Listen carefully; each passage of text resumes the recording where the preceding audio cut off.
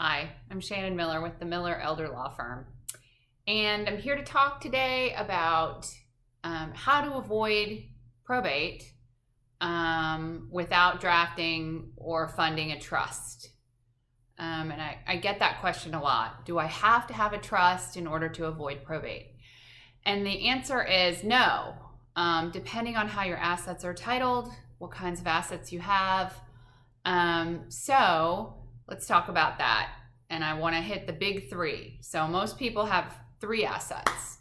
You've got your home, you've got your cars, which are easy to deal with, easy to manage, because Florida has a statute that allows people to pass a car without going through a probate process. But you likely also have a retirement account and like bank accounts. So if you've got those three simple things, or some other investment accounts that have transfer on death options as beneficiaries, you can avoid probate by using a couple of strategies.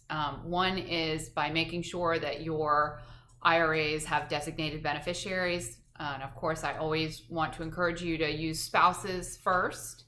Under the new Secure Act, spouses have the best benefits. You can stretch out your distributions much longer than you can if you leave it to a non-spouse, although there are 5 exceptions, which we don't have time to go into here. But for the most part, it is a 10-year stretch out for your other beneficiaries at this point. And then typically with homestead, we can use that enhanced life estate deed that we've talked about so much as being such a great strategy for passing homestead property or any other real property that's in the state of Florida onto our loved ones without going through a probate process. And then the third asset, those bank accounts or transfer on death accounts, meaning investment accounts, by naming beneficiaries on those accounts, you can also avoid a probate process. We still recommend that you have a will because if you have minor children, a will is a great way to avoid having to set up a guardianship for them if they come into assets. And then also with regard to doing a, so you want to avoid having to open a guardianship for them. But we also want to use a will because you can waive the bond. And bonds are very expensive now.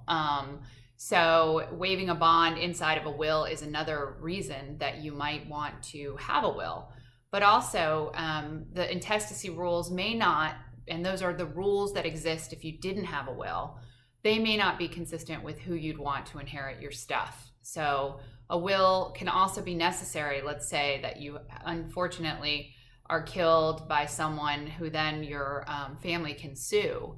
Then of course you may have more assets than in your estate than you may have otherwise predicted. So we think a will is a good idea.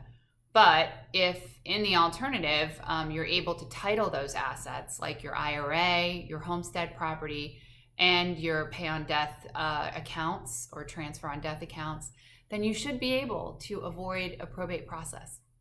I hope this has been helpful to you. Let us know if there's anything we can do to assist you with your estate planning process. And I am Shannon Miller with the Miller Elder Law Firm. Thanks.